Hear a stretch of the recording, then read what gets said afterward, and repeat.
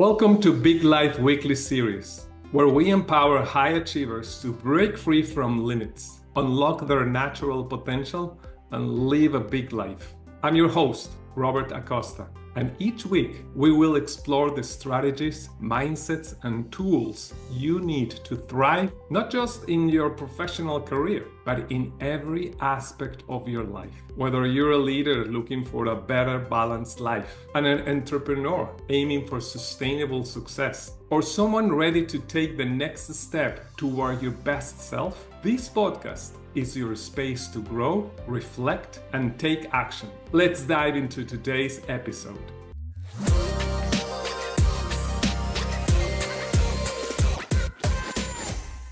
Hello, I'm Robert Acosta, and I'm here with Yariv from Blink Energy, a company dedicated to smart ocular devices. Welcome, Yariv. How are you? Hello, Robert. Nice being here. Thank you. Okay, so let's start right away so we can capture as much as possible to showcase your business. So, can you give us a 90-second overview of what your business does and why you got into it? Our business is a startup which has the challenge to bring an enabling technology to the field of smart ocular devices. One of the things we found out during the past decade, we're seeing those smart wearables like the Apple Watch, like the Aura Ring, which is amazing as well. And those wearable devices are in the field of, commodity, measuring well-being and things like that.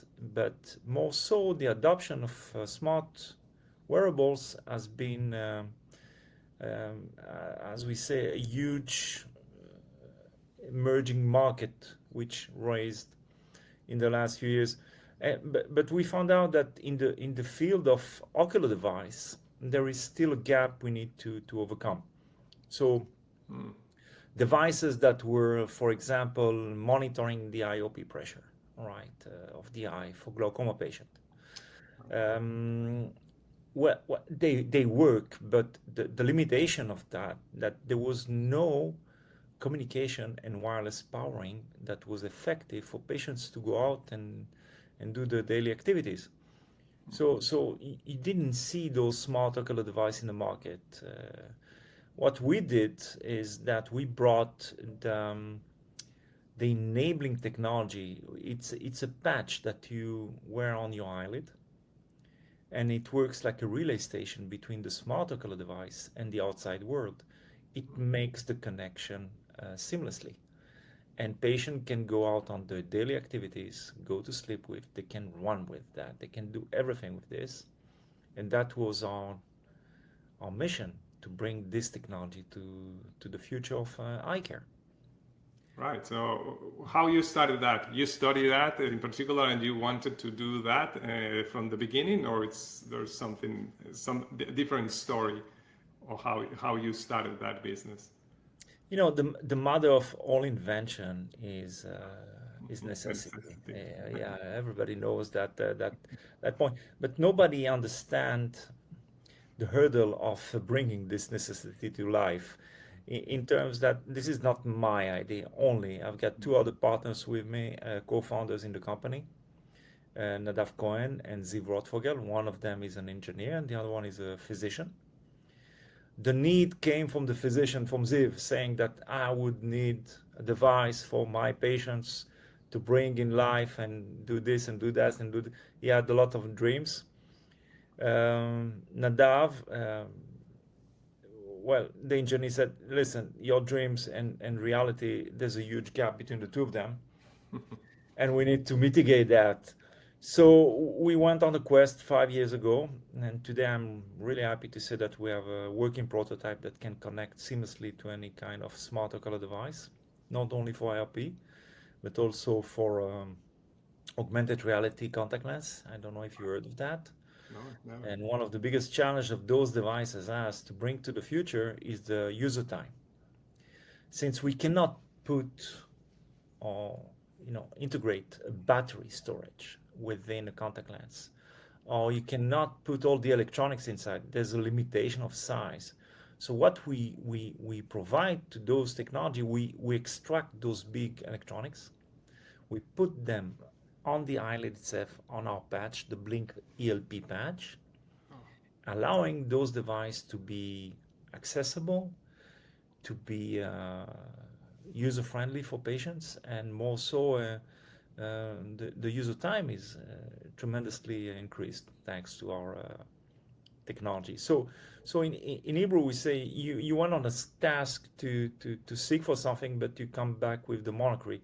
We did two pivotal changes in the technology during this 5 years time. mm-hmm. So it was not more of a necessity seeking, but uh, um, an epiphany in the path towards bringing this solution to the market.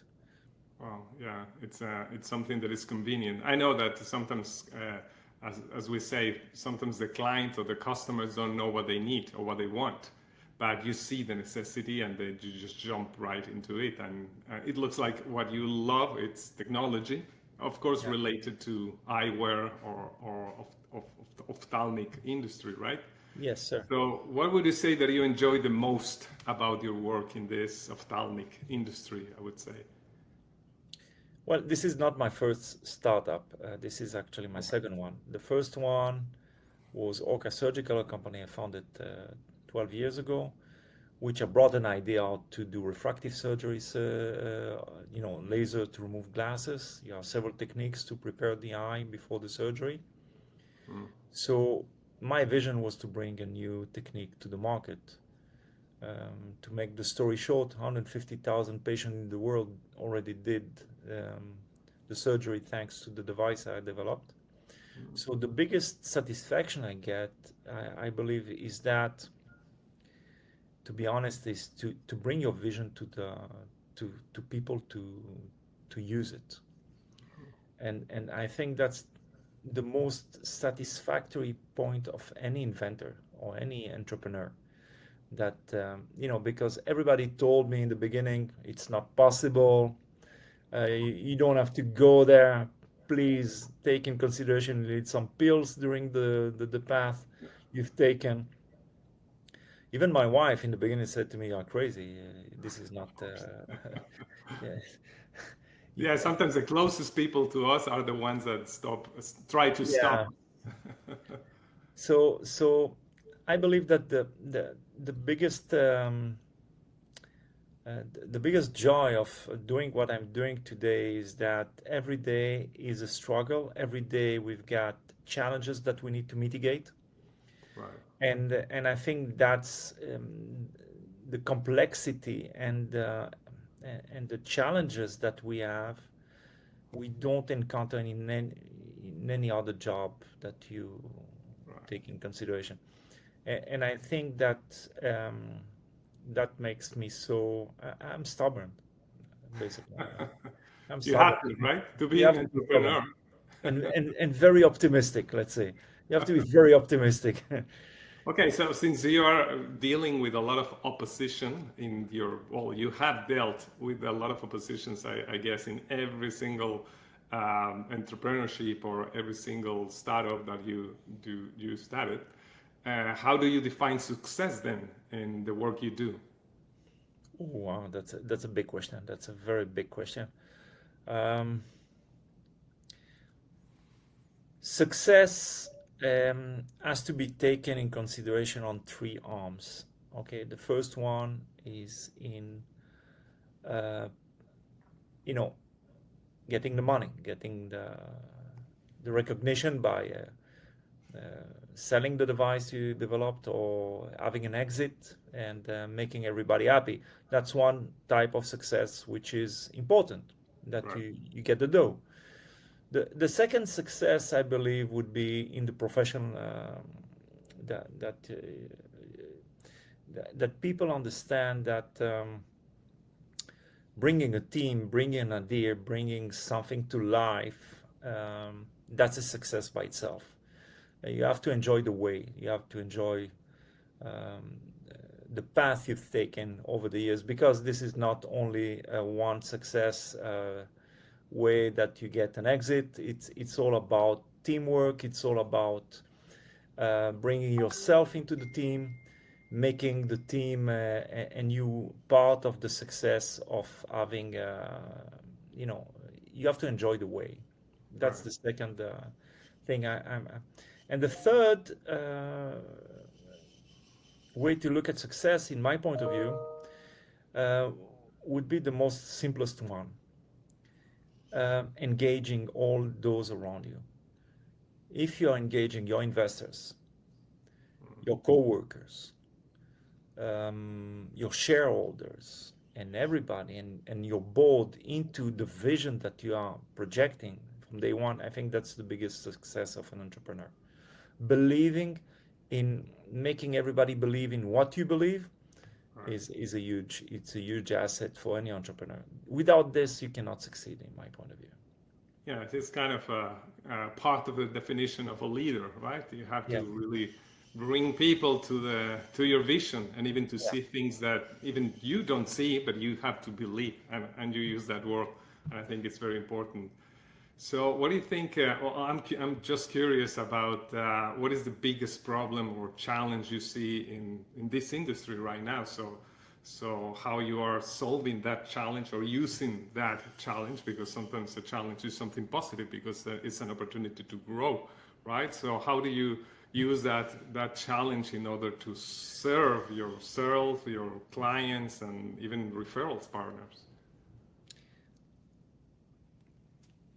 As an optometrist and practitioner myself, I have to go to the basic. I have to go to the patient compliance. I think that's the basics on bringing the biggest challenge that we have, because medicine cannot be approached without the engagement of your patient. If the Right. patient do not engage in doing, you prescribe to him a drug for use, and he doesn't use it, and he's not motivated to make it, then all related to eye care goes goes bad. So we know from several studies showing that, for example, glaucoma patients which have IOP, pressure of the eye, on the first year of being, you know, classified as glaucoma patients, they drop the drug usage. 50% of them stop using the drugs. And you ask yourself, why?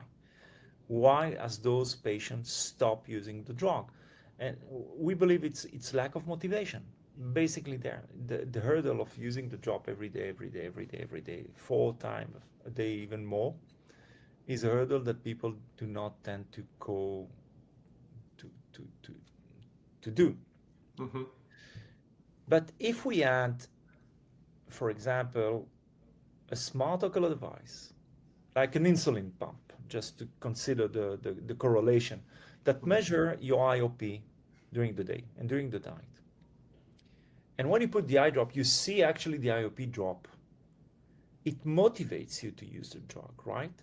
It makes better eye care. It's not only a smart device, but it also makes patient engage in the treatment modalities that physician give. And in other words, it can also give a tool for those physicians to follow up on the IOP and to see if it works or not. And if it doesn't work, to change treatment modality. So everything goes to digital care. And for digital care, and to understand the illnesses, the diseases, and the treatment, you need those smart ocular device. What we bring to the market is exactly the gap between the sensor and the patient and physician. We are connecting those in one. And with Blink Energy eyelid patch, you just put it on the eyelid. It's very, very subtle, very comfortable. It weighs barely zero point 0.3 grams. It's something that you don't see it. I don't know if you remember, Robert, you remember the days where people would have gone with big, earbuds for hearing aid, Yeah. and patient would go outside and feel very uncomfortable, and so miniaturization is a must. You cannot go with a massive. looking like, yeah, looking like an invalid. Sorry for my French. And the peak of the technology today allows us to bring those miniaturized, Mm. thought-out solution for and making better eye care, basically. Yeah, I know, how nowadays more people are actively seeking solutions to achieve better outcomes. But as you said, they want something easy to use, convenient, and not massive in this case. So, what would you say that what makes you unique in the way you help them achieve those outcomes of being comfortable and really following the rules in order to get better? You need continuous monitoring. You need continuous treatment. You need data. You need real data about patient condition Mm. whenever they are at work, whenever they are home, or even when they are in taking a run in the morning. And for doing that, this is what Blink Energy brings. It gives you freedom. It gives you freedom on your daily activity to continue to do whatever you used to do, or even open doors for you of things you weren't able to do before. If you had to come to the clinic 3 times a week just to measure your IOP, or if you had to come to the clinic 4 or 5 times a week to put your eye drops, or you need your physician to call you home to see that you using your eye drops correctly, or doing the treatment that he asks you to do correctly, it's a new ball game. It's an innovative device of ours that will change how we treat patients. This is what we bring. We bring an enabling technology, but it's more than one and one. It's like bringing a new device to the market. It's like leveraging what patient modality and patient compliance to better eye care. This is what we bring. Yeah, I think that makes a lot of sense. I think that's unique. I haven't heard before that Blink technology. That now I understand why you call it Blink Energy, right? Exactly.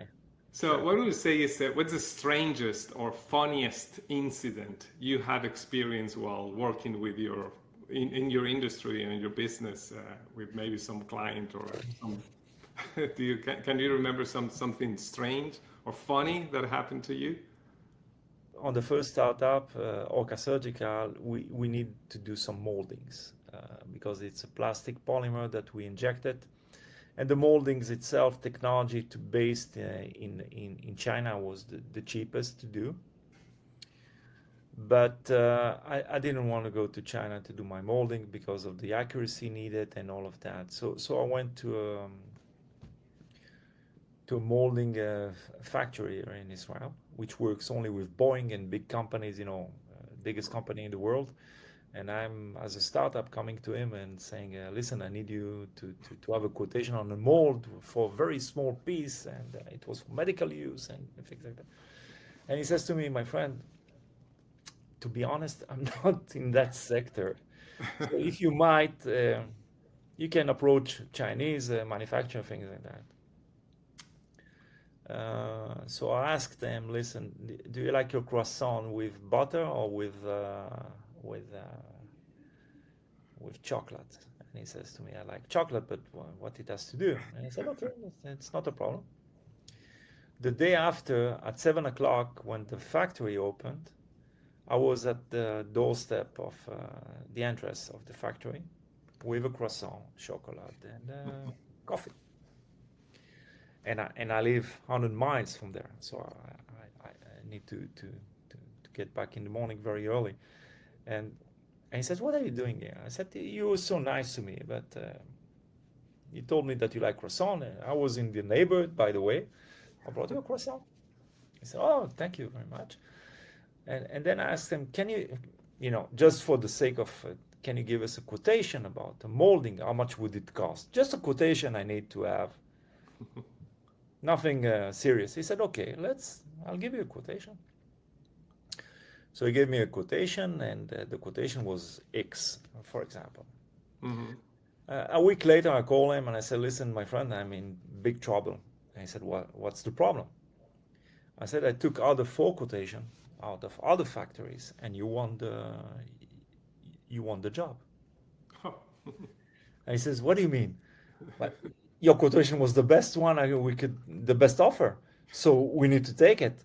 And since and he agreed.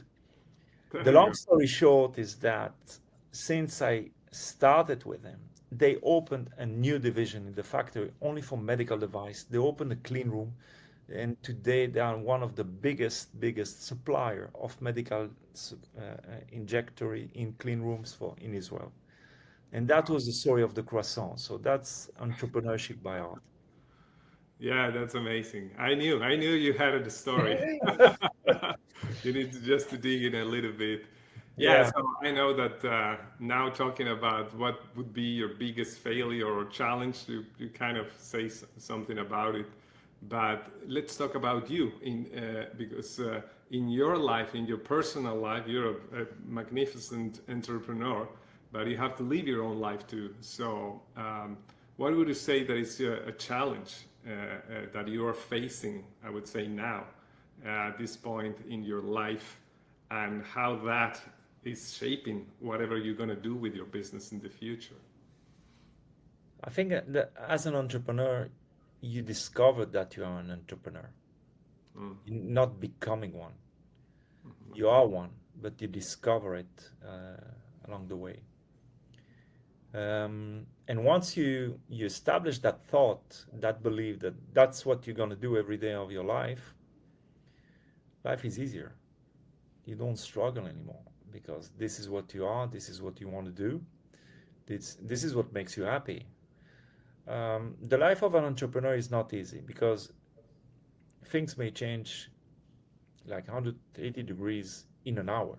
mm, The challenges you get every day are devastating. The life goes like this. It goes really like that. So you have to embrace that, even the lows and the highs. So once you embrace the lows and you understand this is a period you need to mitigate with hard work, and when you get to the high and you understand this is a period which is also defined and that you need to not not to lose your head. The biggest challenge of an entrepreneur is trying to be in the middle. mm. I believe that's my quote. Trying to How do be in you do that? How do you exercise that being in the middle? it's very difficult. It's very difficult. It's not something that you can. Um, my routine is to wake up every day at 5 o'clock in the morning. You have to work in a routine way. You have to be very, very self reliant, self disciplined. You have to work very hard on that and understand that the highs and the lows are the same.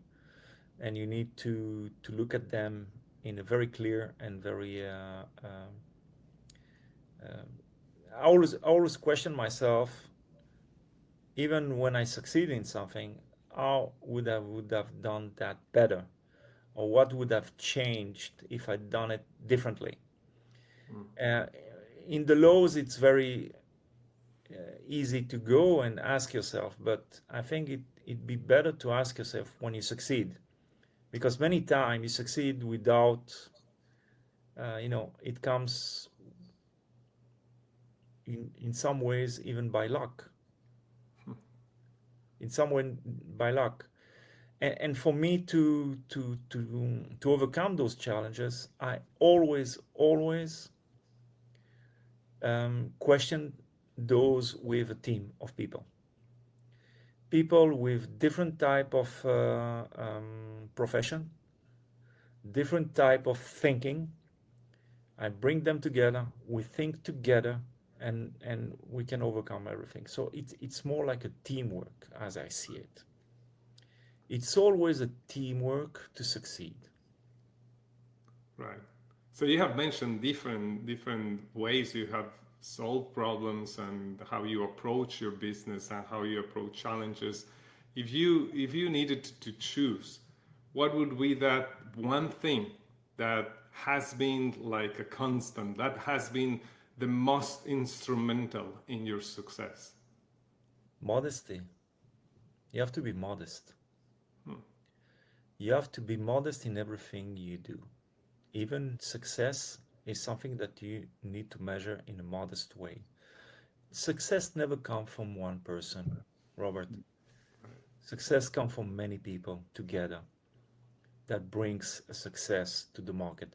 Uh, you can be only a leader if you understand the value of your team worker. There's no question being successful in one thing without a good team of people around you. Right. So I think altogether being an entrepreneur is a very nice way.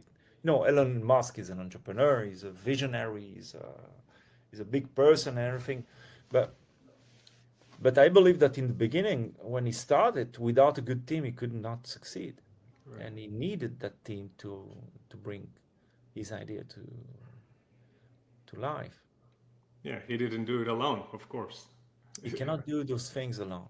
Yeah. So you have to be very modest in what you believe you can do alone, because if you think you can do everything alone, then that's where you uh, fail. Right. So now that you're applying technology and you know people and you understand your clients or your patients, and also you're combining all together your expertise in order to give them the best result, the best devices, the best products, what would you say is the next area of growth for your own self and for your business? Wow. My own self would be to continue doing what I'm doing and to reach the goal of our business to approach the market and being adopted. So that's the next stage of us, the scalability of the device and the prototyping, bringing strategic partners to the table with our technology. We already got some approaches from several companies, small entities at this stage yet, Mm, but I believe that if you want to have an augmented reality contact lens in the market, they will need our technology to make it happen. right, There's no doubt about that. You cannot fit enough energy in the contact lens and enough electronics in contact lens without being so bulky and so uncomfortable that nobody will wear it. right, So again, user experience. If you have a solution that brings patient consumers for simplicity, simplicity, that's the word, and that mitigates all the hurdles of experiencing the device itself. So that's where Blink Energy can bring a smart ocular device to the market. That's where right. we're gonna be. Yeah, well, it's a huge challenge. Yeah, I know. Yeah, That's amazing to have a challenge that big, right? yeah. So this question I know is a little bit funny, but if you could have lunch with one person, living or dead, who would it be and why? I would give anything in if I could only speak to my grandmother. Rest in peace. Okay. That would be something that I would cherish a lot because and I haven't had the time to say goodbye as I Mm. would want to. Um, that's the person I would love to speak to. And what would be a question that you would ask? If I was a good grandson to her, Mm. if she's if She's proud of you, maybe? she's proud of me and maybe if she's happy and that's it more or less. You got me there, Robert. It's okay. No, it's okay. We have a lot of maybe Yeah, you have a lot of people that we would love to talk to. That's why maybe now that we are surrounded by a lot of people that sometimes we don't have the time or we don't Yeah, make the time to enjoy them. Let's seize the day. Let's seize the day with all those people so we exactly. can really talk with them. And I'm talking of course, your family, your closest friends, and even people that need you. A lot of people out there that need you, need the things that you're doing. And a lot of people with glaucoma that they don't know about this. Of course, it's a big mission, I think. And since you're alive still, you can make a huge difference with that for sure. So, what is the best way for people to contact you, or if they like to work with you or discuss referral partnerships or vendors or suppliers? What is the best way to connect with you?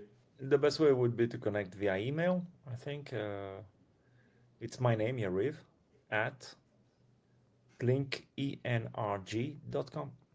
As simple as that. Okay, using that email. Perfect. We want to put it down there, of course.